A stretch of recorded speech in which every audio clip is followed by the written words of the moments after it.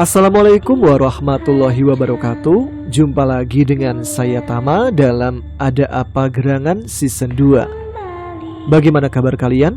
Semoga selalu diberikan kesehatan dan juga rezeki yang cukup.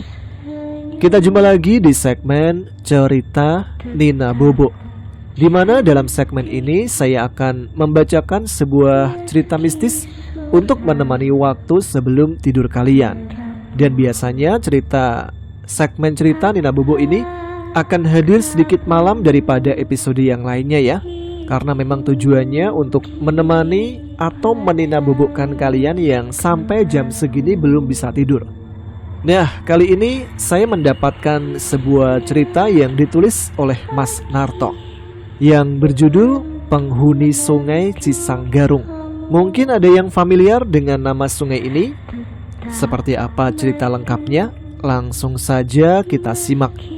Letakkan gadget kalian, pejamkan mata, ceritanya mulai dari sini. Sungai Cisanggarung adalah sebuah sungai panjang berbatu. Sungai itu berhulu di sebuah genangan air besar yang bernama Waduk Dharma. Begitu panjangnya membentang membelah satu kabupaten, karena sungai itu bermuara sampai ke Laut Jawa yang ada di Cirebon. Di sepanjang aliran sungai bebatuan Cisanggarung terdapat cukup banyak titik lewi sungai. Lewi adalah sebutan untuk area sungai yang dalam. Airnya nampak tenang dan terhindar dari bebatuan. Maka dari itu, lewi selalu menjadi tempat favorit untuk sekedar berenang atau memancing.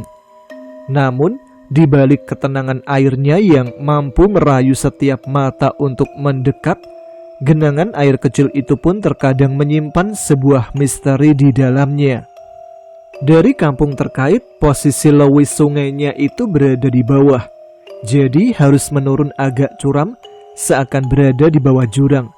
Walaupun begitu, pada masanya bantaran air sungai yang jernih selalu menjadi tempat yang dibutuhkan warga setempat untuk melengkapi aktivitas mencuci, mandi, memancing, dan sebagainya.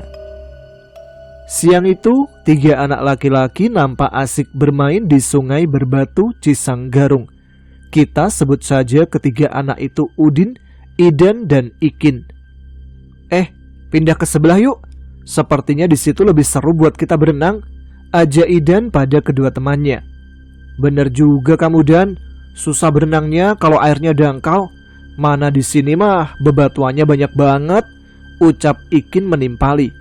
Udah sini aja, kata bapakku, kita nggak boleh main apalagi sampai mandi di area lewi sungai. Di situ ada siluman buaya putih penunggunya. Ih, serem, sela Udin yang bergidik mengingatkan. Ini kan masih siang Udin, mana ada hantu keluar siang bolong begini. Coba radio mana yang siarin berita kalau ada hantu keluarnya siang hari, kecuali si Muksin alias bapakmu yang gak jelas itu, tutur Idan yang kesal tidak yakin. Iya kalau hantu, tapi ini siluman, kata bapakku.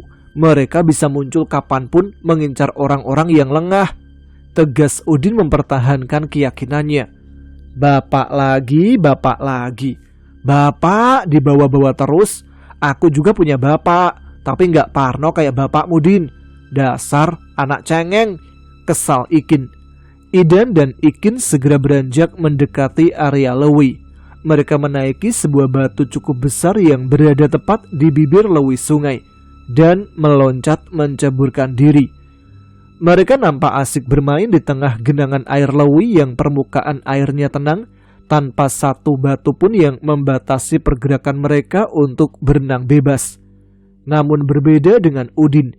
Udin memegang teguh perintah dan ucapan bapaknya. Ia hanya duduk berdiam di atas batu dengan sesekali melempar senyum menyaksikan teman-temannya yang nampak begitu riang. Sebuah kesenangan yang tak berlangsung lama. Mata Udin terkaget, entah dari mana awal munculnya. Tiba-tiba, seekor buaya putih sudah berenang mendekat ke arah di mana teman-temannya yang asik bermain air di tengah lewi sungai. Udin segera berteriak keras. Woi, cepetan naik, ada buaya, Ida dan Ikin yang mendengar teriakan itu, mereka sontak menghentikan keseruannya. Mata-mata bulat kecil mereka terbelalak. Seekor buaya putih meliuk mengibaskan sirip ekornya lalu berenang mendekat ke arah mereka. Sekuat tenaga, kedua anak itu mencoba berenang ke arah pinggir lewi sungai. Namun air yang semula tenang kini mulai beriak, meletupkan beberapa percikan bercampur asap.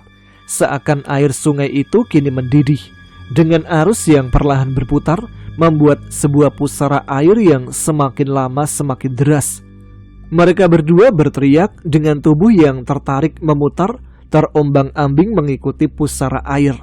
Udin menangis dengan tatapan bingung. Ia mencoba berteriak ke sembarang arah, guna mencari pertolongan. Namun teriakan yang menggema seakan ditelan senyap. Hanya burung-burung walet yang kini berterbangan memutar dari rimbunan pohon, seakan ikut merasa takut dan gusar akan kejadian yang tengah terjadi. Tangis semakin menjadi ketika yang terlihat hanya tangan-tangan kecil dari teman-temannya yang masih nampak menjulur di permukaan air. Dengan cepat, pusaran air itu menelan semuanya hingga lenyap. Air lewi sungai itu pun kembali hening penuh ketenangan, menyisakan Udin yang masih terisak memanggil nama teman-temannya dari atas batu di bibir lewi sungai. "Pergi cepat, atau kau akan bernasib seperti mereka." Terdengar suara berat menyentak. Udin terperangah. Suara itu berasal dari seekor buaya putih yang kini sudah berada tepat di bawah batu besar yang ia duduki. Keringat mengucur deras, tubuh kecilnya bergetar penuh ketakutan. Udin berlari pontang-panting meninggalkan area lewi sungai. Langkah kecilnya terus menerabas bebatuan besar yang terhampar, menyayat di setiap jengkal kulit pada pijakan kakinya yang kini bernodakan dari darah yang merembes. Akhirnya ia melihat beberapa warga yang sedang beraktivitas di ujung bantaran sungai. "Kang, tolong Kang!" teriak Udin dengan langkah terhuyung menghampiri. Warga yang melihat itu pun terkaget melihat anak kecil yang berlari penuh dengan luka dan darah. "Kenapa kamu, Jang? Kamu habis jatuh?" tanya salah satu warga yang terkaget. "Kang, tolongin teman saya, Kang!" ucap Udin terengah-engah, masih sulit mengatur nafas. "Memangnya kenapa? Ada apa dengan temanmu?" "Teman saya, Kang, mereka dimakan buaya putih di lewi sungai, Kang," ucap Udin kecil tersentak dengan tangis. "Aduh, bahaya ini mah. Cepat antar anak ini pulang ke rumahnya. Sekalian kabarin semua warga untuk ikut mencari. Saya dan satu orang yang bersedia, kita lebih dulu ke sungai. Siapa tahu masih bisa kita selamatkan," pungkas salah satu warga. Pencarian pun segera dilakukan oleh para warga setempat, termasuk di dalamnya adalah Kinanan. Kinanan adalah seorang tetua kampung di sana. Ia diyakini para warga sebagai orang yang bisa dan mengerti, bahkan mampu berkomunikasi dengan semua makhluk halus penunggu sepanjang bantaran aliran sungai Cisanggarung. Namun, mereka tidak langsung mencari anak yang hilang. Kinanan memerintahkan semua warga untuk terlebih dahulu mencari sebuah batu dengan tanda yang unik. Tapi bentuk dan tandanya saya sensor ya, karena batu itulah yang akan menjadi perantara mediasi antara Kinanan dengan para makhluk penghuni di balik sungai Cisanggarung. Kenapa sebuah batu harus dicari? Batu itu mempunyai sebuah keistimewaan, bisa atau lebih tepatnya selalu berpindah posisi dengan sendirinya. Sebuah batu yang menyimpan energi alam itu sendiri, dikenal dengan nama batu sifat atau si jompong. Cukup sulit mencarinya, bahkan warga setempat pun seringkali terkecoh. Hampir tidak mampu membedakan batu itu dengan bebatuan sungai lainnya. Setelah batu itu ditemukan, Kinanan segera bersila di atasnya, mengatupkan tangan di antara bilah bidang dada dan merapal mantra. "Bawa ayam cemanik itu kemari," perintah Kinanan pada satu warga yang memang sudah menyiapkan seekor ayam jantan berwarna hitam legam. Kinanan menggigit hidup-hidup leher ayam cemanik. Ia menyedot dan menyemburkan darahnya ke arah permukaan lewi sungai. Semua bola mata warga yang melihat terperangah.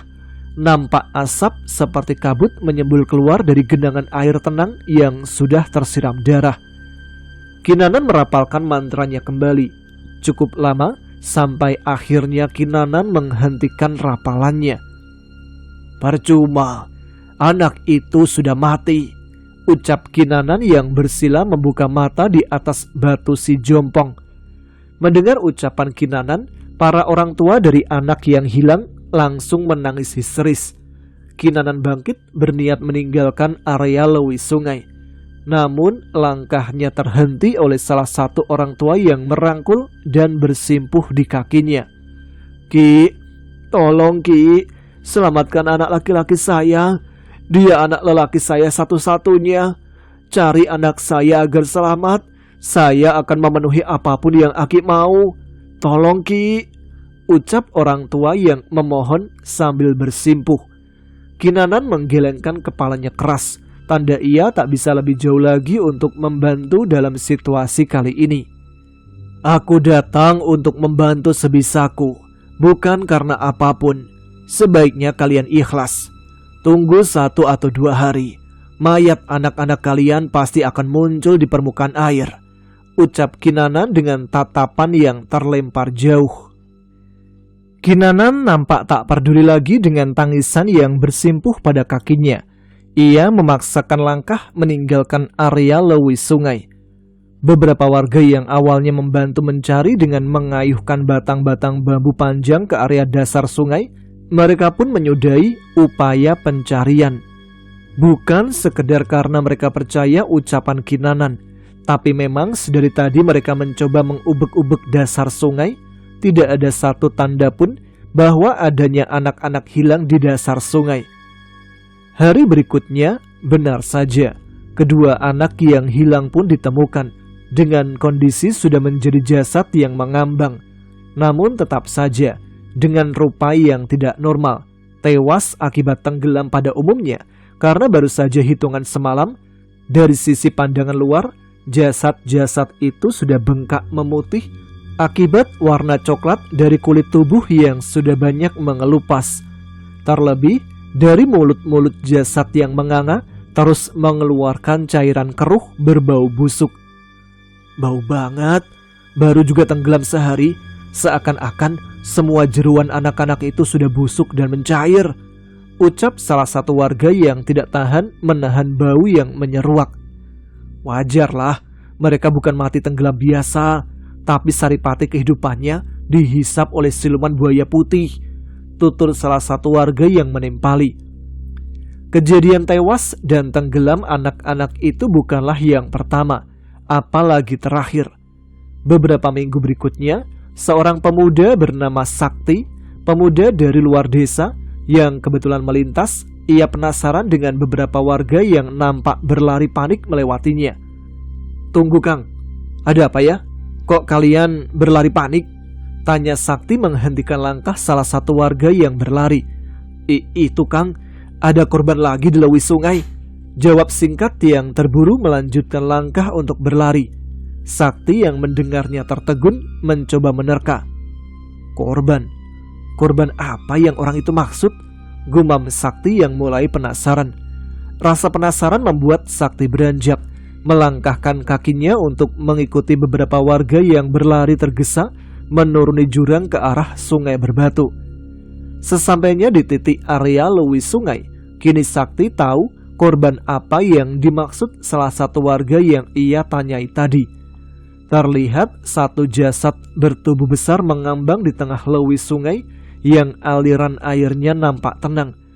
Sakti terus memperhatikan dengan seksama proses evakuasi dari jasad pria bertubuh besar itu. Terlihat dari beberapa warga yang menceburkan diri untuk membantu, kedalaman air sungai tak lebih melampaui dari sebatas dada mereka. Kang, jangan melamun di sungai, bahaya," tegur salah satu warga pada Sakti yang sedang menerka jauh. Maaf Kang, saya cuma heran, kok bisa ya orang bertubuh tinggi besar tewas tenggelam di sungai yang rasanya masih bisa dipijak kedalaman airnya?" tanya Sakti yang nampak heran. Sekilas satu warga itu menatap lekat wajah Sakti. "Oh pantes, Akang bukan warga sini sih, jadi nggak tahu. Pria besar itu tewas bukan sembarang tenggelam, Kang. Ucap warga itu yang dilanjutkan dengan berbisik. Tapi karena siluman buaya putih, penunggu lewi sungai ini. Siluman buaya putih? Jadi ada siluman penghuninya di lewi sungai ini, ucap Sakti yang terkaget. Warga itu mengangguk sebagai jawaban pasti dari apa yang telah ia ucapkan. Sakti kembali menatap lekat-lekat ke area lewi sungai. Air yang begitu tenang dipandang ternyata menyimpan sesuatu yang mengerikan di dalamnya. Akang ini siapa dan mau kemana? Tanya si warga kembali memulai obrolan. Saya Sakti, Kang. Saya kebetulan lewat dalam perjalanan menuju utara perbatasan. Makanya saya mengikuti sepanjang aliran sungai sebagai petunjuk arah, tutur Sakti yang mengutarakan niatnya. Oh, saya Emon. Tapi sebaiknya Akang jangan mengikuti aliran sungai ini. Ambil saja arah jalan utama dari depan desa. Biarpun lebih jauh, tapi lebih aman ketimbang harus mengikuti arus sungai yang banyak menembus hutan dan lereng di depannya, ucap Emon menyarankan. Sakti mengangguk kecil sebagai isyarat ia memahami dan berterima kasih atas saran dari Emon. Pandangan Sakti tertuju pada seseorang kakek tua berpakaian serba hitam yang terlihat mendominasi kegiatan evakuasi dari awal. Kang Emon, kakek tua itu siapa? Tanya Sakti yang penasaran. Hus, kakek tua, jangan sembarangan kalau ngomong. Itu Kinanan, orang hebat, atau boleh dibilang kuncennya bantaran sungai ini, tutur Emon menjelaskan. Sakti mengangguk faham dan kembali memperhatikan dengan seksama. Nampak semua warga patuh dan tunduk atas setiap perintah dan ucapan dari Kinanan yang menyuruh warga untuk langsung membersihkan dan memandikan jasad pria bertubuh besar dengan air lewis sungai saat itu juga. Setelah dimandikan, baru kalian boleh membawa pulang untuk segera dikafani dan dikuburkan. Tapi ingat, jangan coba-coba kalian membilas ulang tubuh jasad ini dengan air apapun. Titah yang diucapkan Kinanan penuh dengan isyarat ancaman. Baik, Ki. Dalam pikiran Sakti, bagaimana bisa jasad dimandikan dengan air kotor sebelum dikebumikan? Sesuatu yang tidak sesuai syariat dan aturan. Apakah ada sesuatu yang kakek tua itu sembunyikan? Semakin membuat Sakti ingin mencari kebenaran di baliknya. Setelah jasad selesai dimandikan, warga segera menandu dan menggotong. Sakti dan Emon pun berjalan mengekor dari belakang. Kang, apa di sini ada balai atau pos kampling yang bisa saya tinggali untuk bermalam? Tanya Sakti dalam sela mereka berjalan perlahan. Memangnya kamu mau bermalam dulu di desa ini, Sakti? Sepertinya begitu, Kang. Perjalanan saya masih jauh, terlebih hari sudah mau sore. Dan adanya kejadian tadi, saya jadi agak takut kalau harus kemalaman nantinya di perjalanan. Pungkas Sakti coba menutupi perihal niat sebenarnya. Nama doang Sakti, nyalinya udah kayak ayam sayur. Ya sudah, kalau emang takut, malam ini kamu boleh tidur di rumah saya. Tapi apa nggak ngerepotin Kang Emon dan keluarga nantinya, Kang? Jawab Sakti yang merasa tidak enak, terlebih mereka baru saja kenal. Gak apa-apa, kebetulan saya juga cuma tinggal sendirian di rumah. Kamu juga rasanya orang baik, mukanya polos, gak ada codet-codetan kayak muka begal. Jawab Emon sedikit senyum, nampak ikhlas dan bersungguh-sungguh. Sakti membalas senyuman penuh rasa terima kasih dan syukur. Nampaknya memang niatan Sakti diberikan jalan agar ia lebih mudah mencari tahu apa yang sebenarnya telah terjadi di balik ketenangan genangan air lewis sungai di tempat itu. Malam itu juga, Sakti langsung banyak bertanya soal apapun yang Emon tahu tentang sosok siluman buaya putih dan Kinanan. Siluman buaya putih, setahu saya sudah dari dulu hidup di bantaran sungai Cisanggarung. Mungkin juga lebih dulu ada ketimbang kakek buyut saya. Sedangkan Kinanan, dia itu warga pendatang. Dia datang ke desa ini sekitar 10 tahun lalu lah kurang lebihnya. Pungkas Emon yang coba mengingat. Tapi Kang, Kejadian adanya korban tewas tenggelam di lewi sungai setelah Kinanan datang atau memang dari dulu sudah sering terjadi, Kang? Tanya Sakti yang masih penasaran. Emon semakin dalam mencoba membuka ingatannya. Sebelum Kinanan datang ke desa ini, sudah ada korban yang tewas di lewi sungai.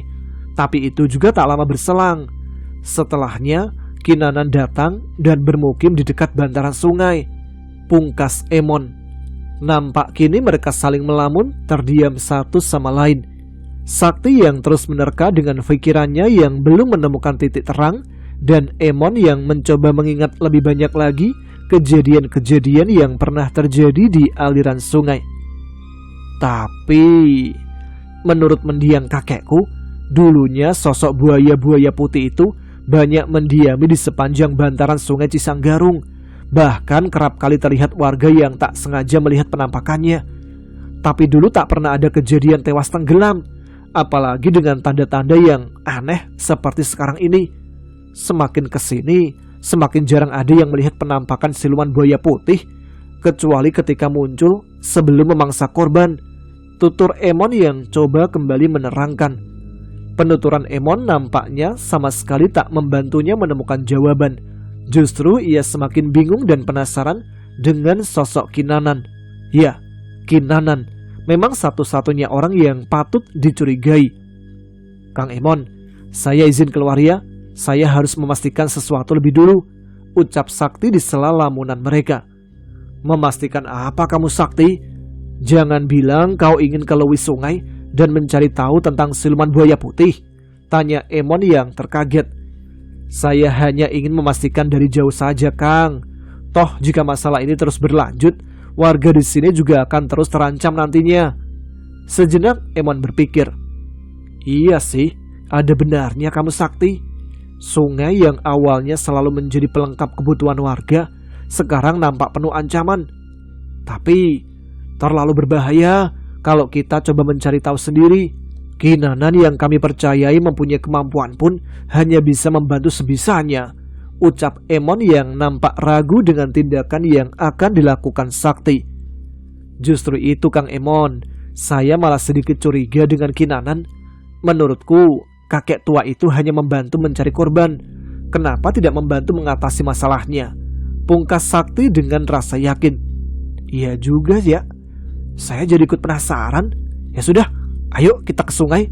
Tapi ingat, kita cari tahu dari jauh saja, ucap Emon yang kini ikut penuh rasa penasaran. Mereka berdua berjalan perlahan menuju bantaran sungai. Namun, sesampainya di pinggiran sungai, Sakti merasa tidak puas hanya melihat dari kejauhan. Tidak ada yang mampu ia pandang dari kegelapan malam yang nampak begitu pekat. Ia lalu memutuskan meloncat ke bebatuan sungai di bawahnya. Mau kemana kamu, Sakti? Jangan terlalu dekat, bahaya, ucap Emon mengingatkan. Kang Emon, tunggu saja di sini. Apapun yang terjadi, jangan sampai ikut turun ke bebatuan sungai ya. Sakti kembali melanjutkan loncatannya dari satu batu ke bebatuan lainnya, semakin dalam menyusuri aliran sungai berbatu.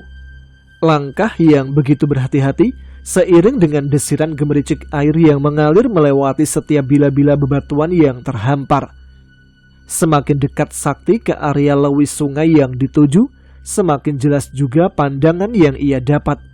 Kini, ia mulai mengendap-endap perlahan di balik bebatuan besar. Matanya terus tajam memantau karena sosok Kinanan ternyata sudah terlebih dahulu berada di seberang bibir lewi sungai. Tidak cuma itu, sosok siluman buaya putih dengan ukuran besar pun muncul dan nampak tenang berbaring di hadapan Kinanan berdiri. Begitu akrab terlihat. Kinanan sambil bisa mengelus-elus moncong putih yang berselipkan taring-taring tajam dari siluman buaya putih yang rupanya mengerikan. Menjijikkan, tidak salah pradugaku, gumam Sakti dalam selanya memantau dari balik bilahan batu besar. Sakti meloncat ke atas batu besar yang ia gunakan untuk bersembunyi. Dengan tangan yang bertepuk tangan menyaksikan keakraban yang ditunjukkan Kinanan dan siluman buaya putih. Wah, hebat kau kakek tua, bisa mengelabui semua warga. Ternyata kau dan siluman buaya itu lebih mesra ketimbang dengan manusia sebangsamu sendiri. Menjijikkan, tegas Sakti dengan tepukan tangan tidak henti. Kinanan tersentak kaget, bola matanya mengeluarkan urat-urat kemarahan. Siapa kau? Lancang berani memata-mataiku. Orang licik sepertimu tak perlu tahu siapa aku. Sedari awal aku sudah curiga denganmu, kakek tua. Katakan, apa hubunganmu dengan siluman buaya putih itu? Tegas Sakti dengan gaya meledek, berjongkok di atas batu besar. Kau datang mau cari mati rupanya. Baiklah, akan kupenuhi segera keinginanmu. Kinanan segera bersila dan merapalkan mantra. Nampak tubuh tuanya mengeluarkan aura pancaran memerah. Perlahan saling menggumpal menjadi bola-bola kecil yang berterbangan dan melesat cepat ke arah Sakti yang sedang berjongkok di atas batu besar. Sakti segera berdiri dan bersiap menghindar dari serangan lesatan cepat yang mengarah kepadanya. Bunyi-bunyi ledakan dari lesatan merah yang menghantam bebatuan di setiap pijakan Sakti yang beralih terdengar keras. Sakti terus menghindar, meloncat cepat dari satu batu ke batuan lainnya. Mulut dan nyalimu tak sesuai dengan kemampuanmu rupanya. Pungkas Kinanan yang merasa mendominasi keadaan. Tunggu dulu kakek tua, orang aku baru aja pemanasan. Jawab Sakti dengan kaki dan tangannya yang kini lebih bersiap. Kau belum tahu telah berurusan dengan siapa. Kinanan semakin tersulut dengan amarahnya. Kembali Kinanan merapalkan mantra. Dari selipan bibir tuanya sedikit meneteskan darah. Pancaran cahaya merah yang kali ini sedikit padam, seakan cahaya merah itu bercampur dengan darah yang ikut menguap dari tubuh renta Kinanan. Sakti yang merasa energi yang dikeluarkan Kinanan kali ini jauh lebih besar dan kuat, akan berbahaya jika dibiarkan dan sampai terdampak. Dengan kemampuannya memanipulasi kepadatan udara, Sakti berlari di atas permukaan air sungai, berlomba cepat dengan Kinanan yang sedang membangun kepulan aura untuk serangan berbahaya berikutnya. Tinjunya menghantam, namun bukan Kinanan, melainkan siluman buaya putih yang menggelepar akibat pukulan keras dari Sakti. Kinanan segera membatalkan serangannya. Nampak ia tidak peduli lagi dengan pertarungan yang sedang berlangsung. Kinanan lebih memilih segera bangkit dan merangkul siluman buaya putih yang terkapar. Raden, ucapnya lirih. Sosok buaya putih yang terkapar di pelukan Kinanan perlahan menjelma menjadi pria muda berpakaian serba putih yang tercampur sedikit noda darah yang keluar dari mulutnya. Tolong hentikan. Jangan kau sakiti Kinanan. Dia tidak bersalah. Jika ingin membunuh, bunuh saja aku. Ucap sosok buaya putih yang menjelma rupa seperti seorang pangeran muda. Tentu, makhluk jahat sepertimu memang harus segera kubinasakan agar tidak lagi mengancam manusia yang tak berdosa. Sakti segera mengambil ancang-ancang dengan kepalan tangannya. Tunggu, ada kebenaran yang belum kau tahu anak muda, ucap Kinanan. Minggirlah kakek tua. Setelah siluman ini mati, mungkin kepalamu akan sedikit kuretakkan agar kau tak mampu lagi merapal mantra-mantra kesesatan. Tegas Sakti yang sudah tidak sabar membinasakan sosok siluman buaya putih. Kinanan yang terisak semakin erat memeluk jelmaan dari siluman buaya putih di rangkulannya. Seakan ia begitu sangat menyayanginya seperti anak kandungnya sendiri, membuat Sakti sedikit iba dan menurunkan kepalan tangan. Jadi, apa yang belum aku tahu kakek tua? Juga apa hubunganmu dengan siluman buaya di pangkuanmu? Nampak begitu tak wajar kulihat, tanya Sakti yang bertambah penasaran. Bukan Raden Buaya Putih ini yang menjadi penyebab kematian para warga di Lewi Sungai. Tapi ada satu sosok lain. Sosok siluman ular lembu yang jauh lebih kuat dan jahat. Aku dan Buaya Putih ini pun sama. Kami hanya korban dari keganasan siluman ular lembu.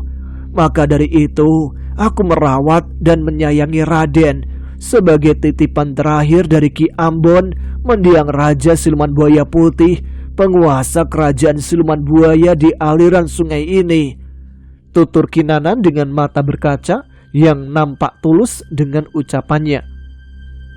Tapi aku tak merasa, apalagi melihat adanya sosok lain yang menghuni sepanjang aliran sungai ini, kecuali aura dari siluman buaya yang kau tangisi dan kau rangkul. Pungkas Sakti yang masih meragu. Berendamlah di tengah genangan air lewis sungai. Jika sosok siluman ular lembu itu terpancing, maka jawabannya akan kau lihat sendiri dengan mata kepalamu, tegas Kinanan. Di sela Sakti berpikir, meragu antara ia harus percaya atau tidak, Kinanan segera membopong Raden Buaya Putih yang terkulai ke atas batu si Jompong. Ia membacakan mantra dengan kedua tangannya yang memegangi dada Raden. Batu itu mulai memancarkan cahaya kehijauan. Ajaib, jelmaan buaya putih yang awalnya terus mengerang menahan sakit, kini ia tampak jauh lebih baik. Sakti terkesima. Ternyata di aliran sungai ini ada sebuah batu dengan keunikan dan menyimpan energi alam yang begitu menakjubkan tanpa bisa terdeteksi awalnya. Raden, sebaiknya Raden kembali masuk dan bersembunyi di dalam batu si Jompong. Aku akan coba membantu anak muda itu agar bisa memancing siluman ular lembu itu keluar, ucap perintah Kinanan. Tapi Ki, terlalu berbahaya. Aki tak akan mampu menghadapi ular lembu itu sendirian. Ular itu tidak akan mengampuni setiap nyawa di hadapannya, jawab Raden yang khawatir akan keselamatan dari Kinanan. Saya yakin Raden, anak muda itu mempunyai kekuatan yang cukup. Setidaknya untuk nanti kami gunakan melarikan diri dari serangan siluman ular lembu, pungkas Kinanan. Baiklah Ki, aku akan perhatikan kalian dari balik batu. Jika membahayakan, aku akan segera keluar dan membantu apapun resikonya. Kinanan mengangguk perlahan. Sosok Raden segera menjelma menjadi cahaya putih dan masuk menembus ke dalam batu si Jompong. Sekelebat kilat hijau terpancar. Setelah kepulan asap putih itu masuk, seakan batu itu mengunci kuat segala sesuatu di dalamnya. Sakti yang terkesima menyaksikannya. Ia terkaget dengan teguran Kinanan. Anak muda, cepatlah kau membenamkan diri di tengah genangan air lewis sungai, ucap Kinanan yang segera bersila dan siap merapal mantra untuk menutup aura kebatinan agar bisa memancing sosok siluman ular lembu keluar.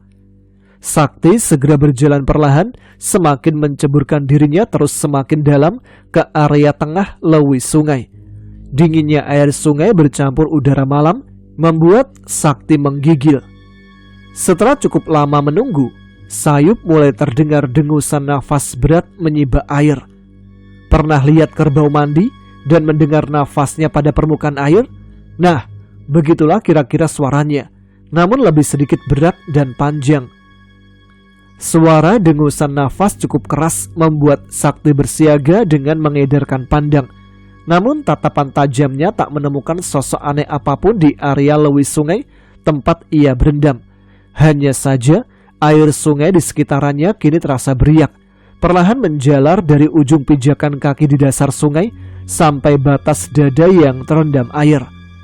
Tiba-tiba sebuah tarikan kuat menarik kakinya. Sial! Tunjukkan wujudmu siluman.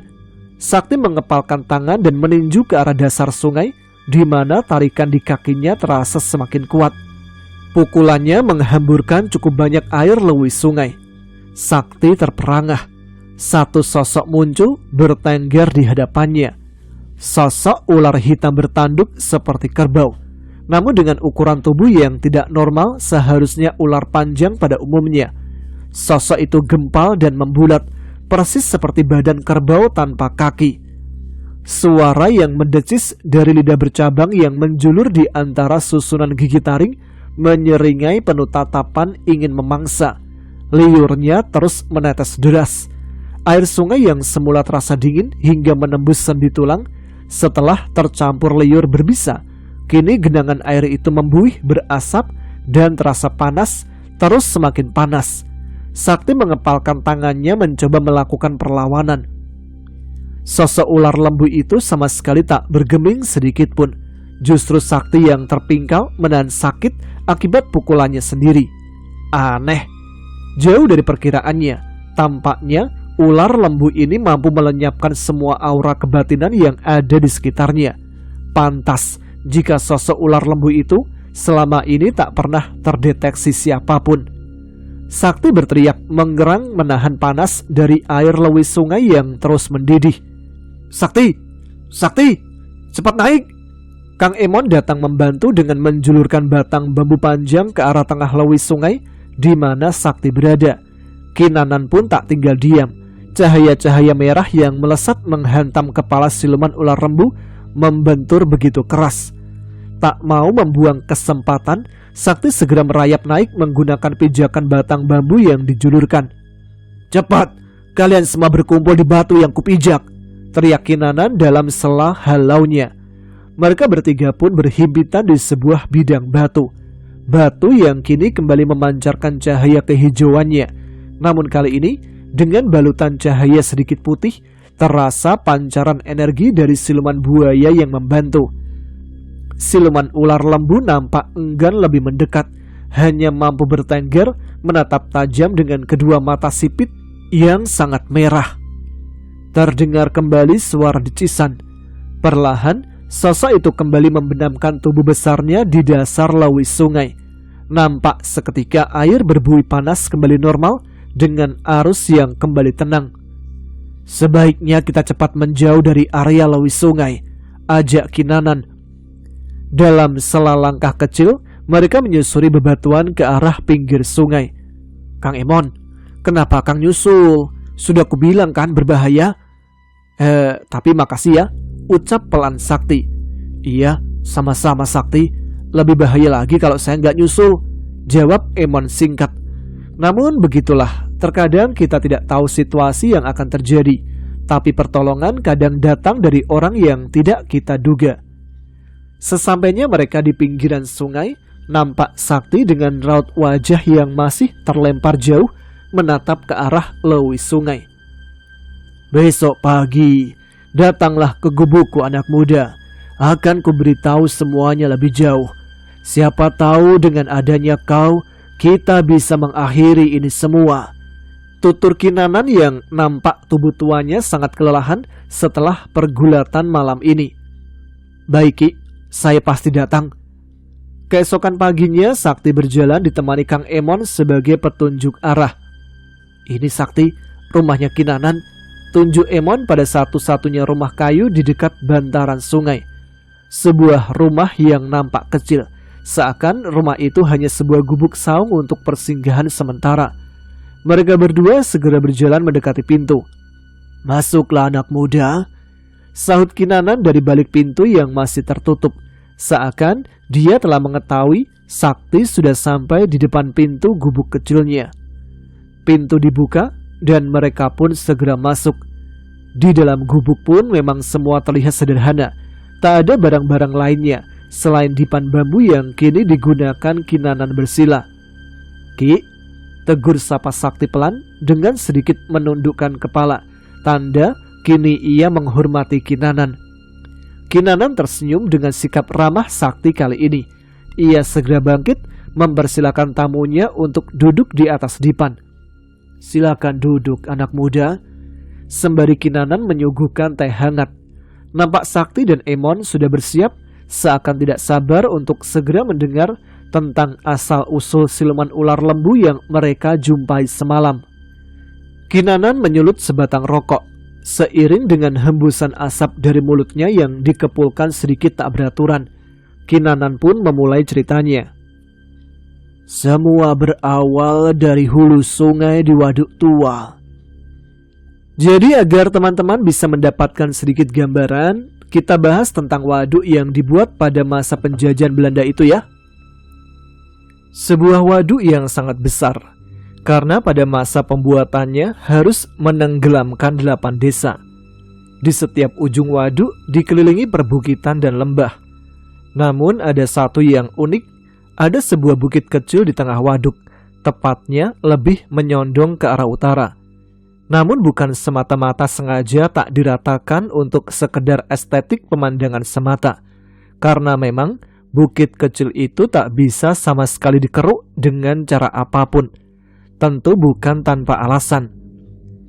Dari segi luar, bukit itu sudah menjadi sarang kuntilanak. Ya, sarang. Karena sosok kuntilanak itu sangat galak, terlebih jika ada orang yang datang merusak atau malah dengan niat tidak baik, kuntilanak itu tidak akan segan-segan memberikan pelajaran yang setimpal. Itu baru segi luarnya. Lantas, bagaimana segi dalamnya?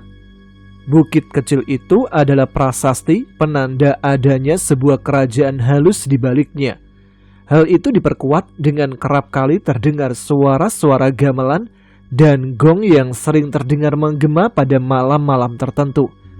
Sebenarnya ada banyak sosok di sana, namun yang paling sering terlihat dan menunjukkan eksistensinya adalah belut putih yang dipercaya sebagai sosok penguasa utama di sana. Kadang terlihat kecil seukuran jari kelingking, namun kadang terlihat besar, begitu besar sampai nampak tubuhnya bisa mengitari seluruh area waduk. Serta dua sosok ikan berwarna hitam dan merah. Berhati-hatilah jika kedua sosok ikan ini muncul ke permukaan dan mengedipkan mata-mata kecil mereka. Itu adalah sebuah pertanda akan terjadinya bala atau musibah di sekitaran area waduk. Kembali pada cerita Kinanan. Kinanan adalah salah satu warga asli sekitar Waduk Tua. Istrinya telah lama meninggal dan ia hanya hidup sederhana dengan satu anak lelakinya yang sudah besar. Namun dengan ilmu batin yang Kinanan miliki, dia pun didaulat menjadi salah satu tetua penjaga Waduk Tua. Siang itu Kinanan dan anak lelakinya sedang memberi makan ikan-ikan peliharaannya di tambak yang berada di pinggiran waduk. "Pak, Dadan mau cari lumut dulu ya buat tambahan pakan ikan," ucap Dadan, anak lelaki satu-satunya dari Kinanan. "Oh iya Nang, yang penting kamu jangan cari lumutnya sampai ke bukit di tengah ya," jawab Kinanan dalam selanya memberi pakan ikan. "Iya Pak, aku pasti jauh-jauh kok dari bukit kecil di tengah waduk," tutur Dadan yang segera menaiki sampan kecilnya. Perlahan, ia terus mendayung dengan sesekali mengambil lumut air yang ia jumpai di sepanjang tengah mengayung sampan. Kinanan yang awalnya terfokus dengan memberi makan ikan-ikannya di tambak, tiba-tiba matanya tersentak karena kini di antara ikan-ikan mujair peliharaannya yang berebut makanan, ada dua ikan besar dengan warna mencolok, merah dan hitam. Tentu Kinanan terperangah. Sudah cukup lama. Kini kedua ikan itu kembali muncul ke permukaan dengan mata kecilnya yang terus berkedip, menjadi sebuah isyarat akan terjadinya sesuatu di area waduk. Apa yang akan terjadi? Gumam Kinanan dengan rasa cemas atas kemunculan dua ikan yang memberi pertanda. Dalam selanya berpikir, dengan pandangan yang terlempar jauh ke arah tengah waduk, terdengar suara teriakan minta tolong samar di tengah jauhnya jarak. Nampak terlihat satu sampan kecil sedang terombang-ambing begitu keras di tengah waduk. Suara wadah besi dari pakan ikan yang terjatuh dari tangan Kinanan terdengar begitu kasar. "Dadan, anakku!" Dia pun panik, segera menaiki sampan kecilnya. Dia tergesa mendayung ke arah tengah waduk untuk sesegera mungkin bisa menyelamatkan anak semata wayangnya. Baru saja separuh jarak ditempuh dengan kayuhan rentannya, terlihat sampan kecil yang terombang-ambing itu kini terbalik, membuat Dadan harus tercebur. Aneh terpandang, Dadan yang biasanya pandai berenang, kini ia nampak menjulurkan tangan ke arah bapaknya meminta untuk segera diselamatkan. Namun sesampainya Kinanan, nampak kini hanya sampan kecil yang terbalik tanpa adanya pertanda keberadaan anaknya yang tercebur. Ia pun mencoba beberapa kali memanggil. "Dadan, di mana kamu nak?" ucap parau Kinanan dengan nafas yang lelah. Namun hanya sedikit riak air yang muncul sebagai jawaban. Ini pasti ulah salah satu sosok penunggu waduk. Kinanan segera bersila dan merapal mantra di atas sampan kecilnya. Air waduk yang semula beriak kecil kini meletup-letup, perlahan menyembulkan satu sosok ular bertanduk bertengger kokoh di hadapan Kinanan yang bersila. Ular bertanduk itu mendecis menjulurkan lidahnya. Kinanan tersentak dengan sosok di hadapannya. Bukan hanya mengerikan, namun terasa energinya jauh lebih besar. Ular itu tiba-tiba kembali menarik tubuh besarnya ke dasar waduk. "Kinanan, kau tidak apa-apa?" Ternyata para tetua lainlah yang kini datang menghampiri. Mungkin itu juga yang membuat sosok ular bertanduk itu kembali ke dalam dasar waduk. "Anak saya, Ki," ucap Kinanan pilu dengan tangis yang tak henti meratapi nasib anak sematawayangnya. Setelah kejadian itu, semua tetua pun bersepakat untuk memerangi sosok ular yang telah memakan korban jiwa.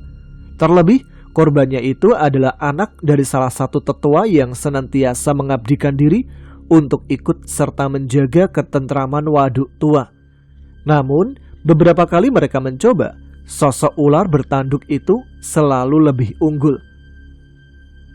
"Kita harus meminta bantuan Nyai Belut Putih selaku penguasa utama waduk tua ini," ucap pimpinan tetua memberikan saran terakhir dari puluhan sarannya yang telah dilaksanakan namun selalu gagal.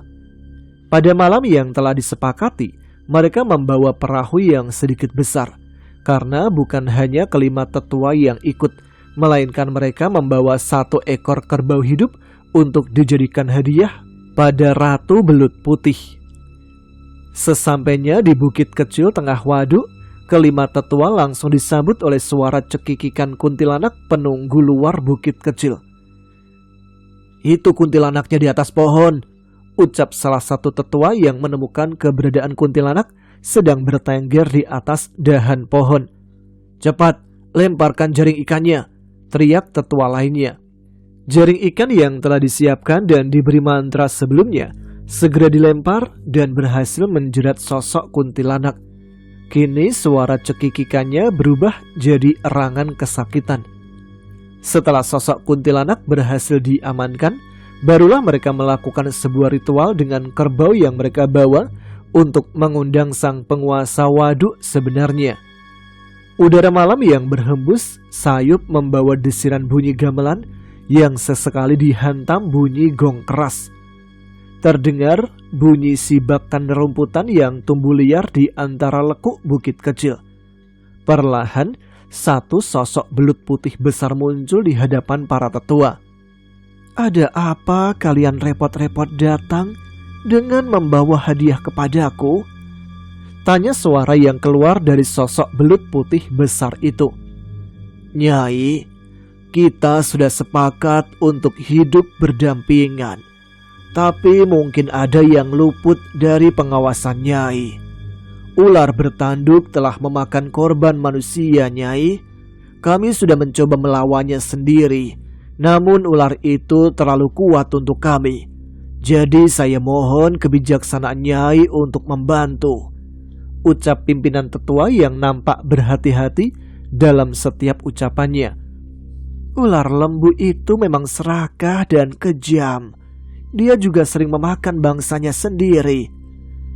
Apakah Nyai tidak mampu membinasakannya?" "Sembarangan kau bicara. Aku adalah penguasa tempat ini. Mudah bagiku untuk melakukannya kalau saja dia bukan anakku sendiri." Semua tetua yang mendengar itu terkejut. Mereka baru saja mengetahui kenyataan yang sebenarnya. Pantas jika ular lembu itu mempunyai kekuatan yang sangat luar biasa.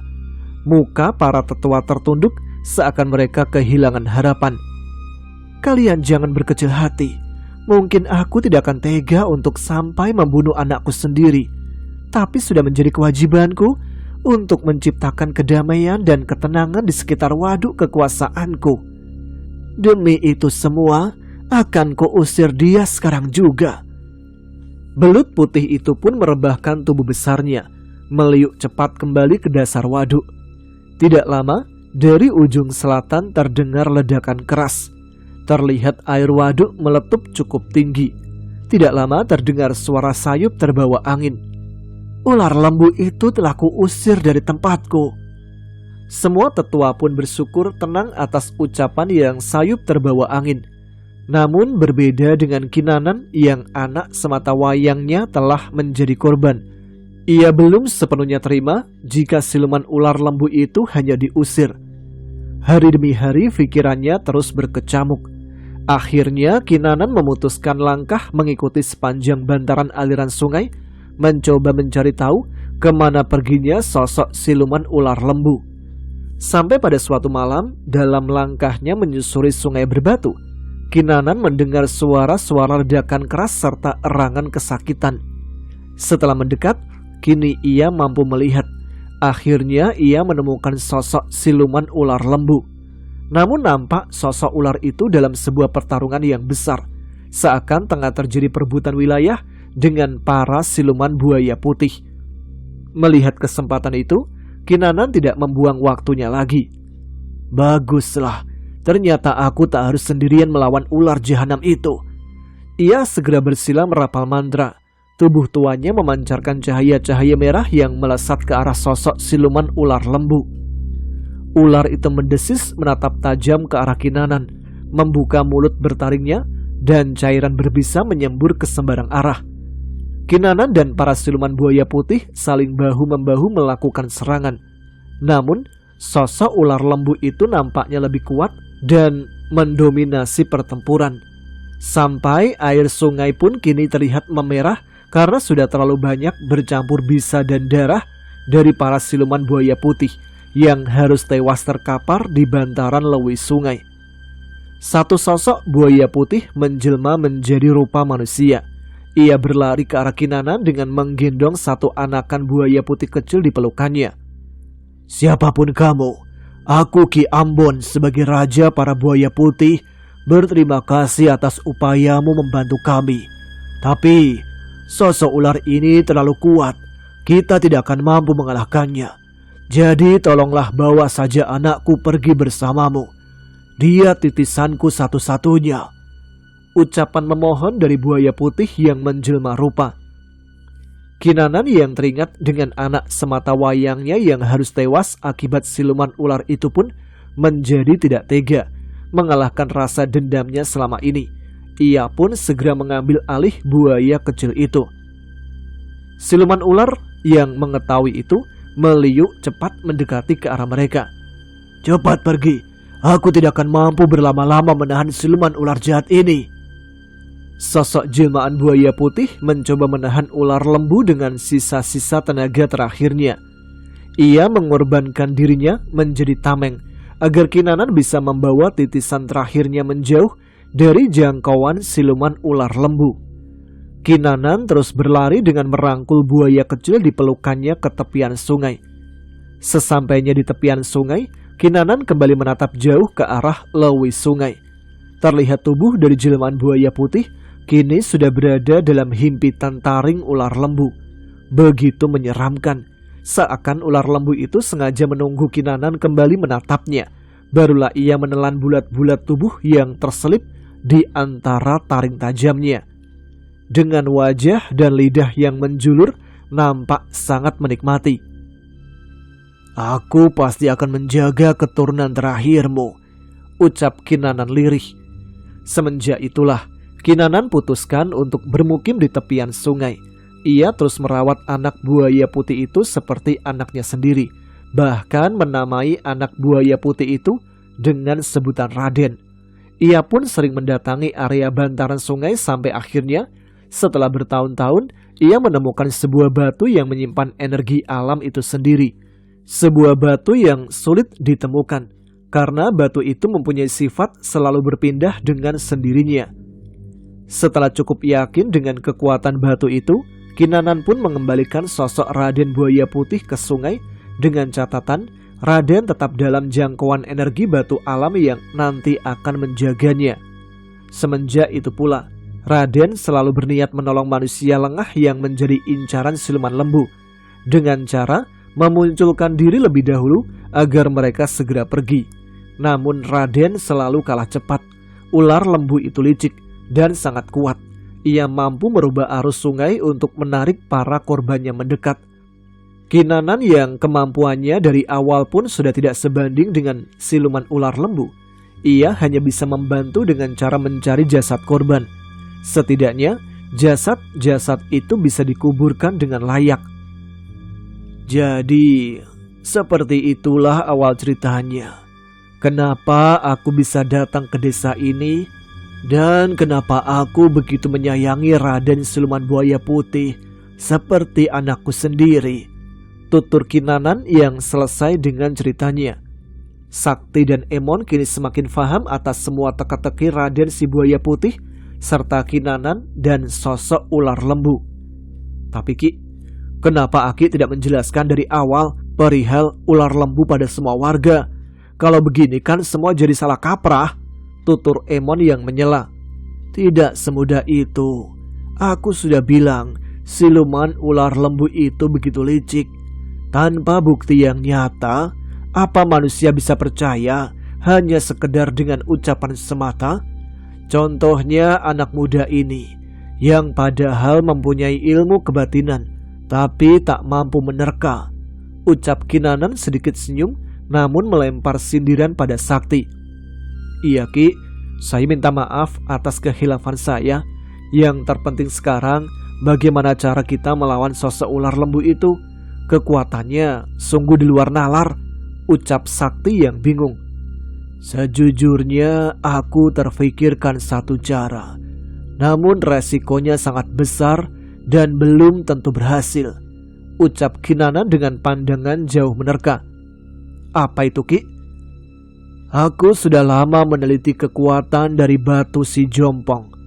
Jika batu itu mampu menyembunyikan dan melindungi Raden, maka ada kemungkinan batu itu pun mampu menjadi sebuah penjara yang kuat untuk bisa mengurung ular lembu itu. Tutur Kinanan yang sedikit belum yakin sepenuhnya. Kita harus mencobanya Ki, sekarang juga, ucap Sakti yang sudah tidak sabar. Kita tunggu malam anak muda. Kebetulan nanti malam adalah puncak dari purnama. Batu itu akan dalam kondisi terbaiknya ketika cahaya rona bulan menerpa, tutur Kinanan. Baik kalau begitu Ki, nanti malam kita langsung bertemu di hulu Lewi Sungai agar semua cepat selesai. Selang waktu malam pun tiba. Nampak cincin langit memancarkan sinar bulan yang merona menerangi setiap pijakan langkah-langkah kecil mereka di bebatuan. Ki, tegur Sakti yang melihat Kinanan sudah berada di bibir Lewi Sungai lebih dahulu. Kinanan menyambut kedatangan Sakti dan Emon dengan sebuah anggukan kecil.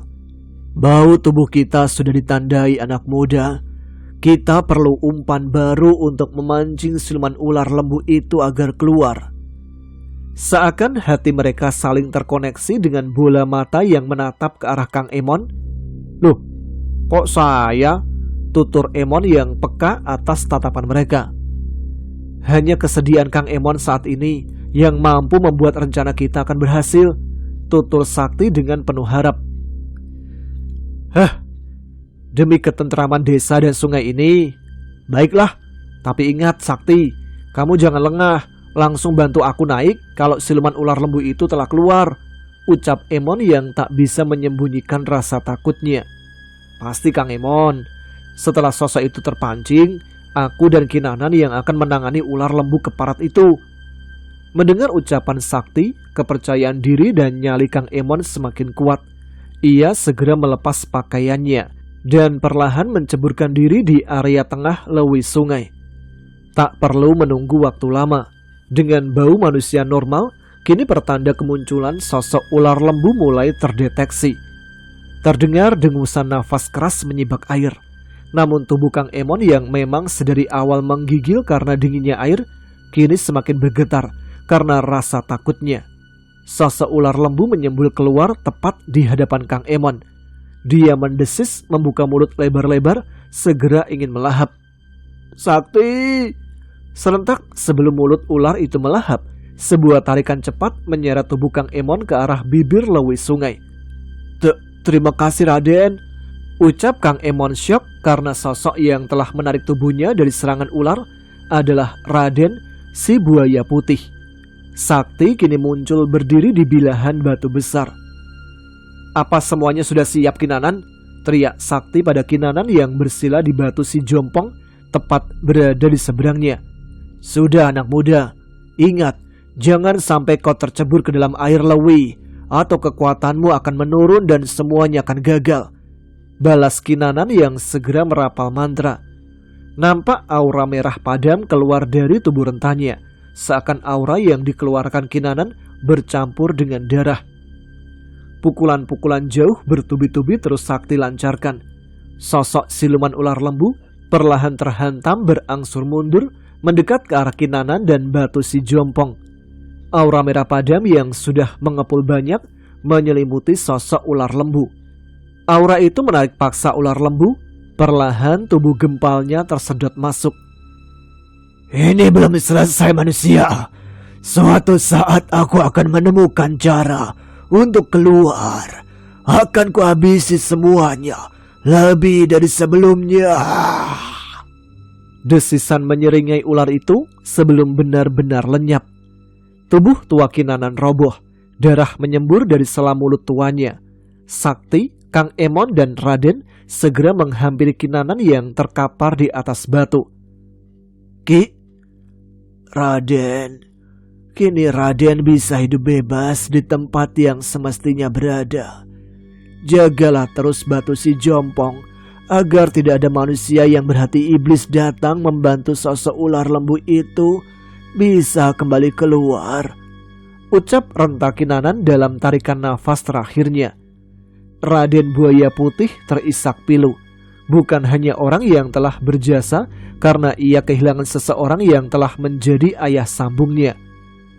Setelah penguburan Kinanan, keesokan harinya, bantaran aliran sungai ini kini sudah menjadi aliran sungai yang penuh kedamaian. Semoga jasa dan pengorbanan Kinanan memberinya tempat yang terbaik di sisi Sang Holik. Ucap Sakti yang menatap jauh ke arah bantaran sungai berbatu. Iya Sakti, semoga yang terbaik untuk Kinanan.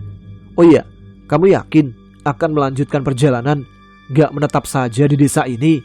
Ucap Kang Emon karena sudah menganggap Sakti tidak hanya sekedar teman biasa baginya. Untuk sekarang belum Kang Emon, masih ada yang menunggu kedatangan saya di kampung. Kampungnya para dukun sakti. Akhir cerita kali ini, alam yang dijaga dengan baik akan memberikan hal yang baik pula bagi semua makhluk yang membutuhkannya. Begitu pula jika merusak alam, maka bersiap-siaplah atas timbal baliknya. Tetap santun dimanapun berada. Selalu awali setiap langkah dengan doa agar kita selalu terhindar dari hal-hal buruk yang tak terduga. Pertanda Sakti. Wassalamualaikum warahmatullahi wabarakatuh. Baiklah, itu dia cerita Nina Bobo kali ini yang dituliskan oleh Mas Narto. Sebuah kisah nyata dari Sungai Cisanggarung yang memang di kalangan para penduduk setempat dikenal dengan buaya putih yang menunggunya. Baiklah, terima kasih untuk Mas Narto dan juga terima kasih juga untuk teman-teman Adapa Gerangan yang sudah menyimak. Kita jumpa lagi di episode selanjutnya. Semoga cerita ini bisa membuat kalian tertidur pulas. Baiklah, saya sekarang Tama harus pamit. Selamat beristirahat. Selamat malam. Wassalamualaikum warahmatullahi wabarakatuh.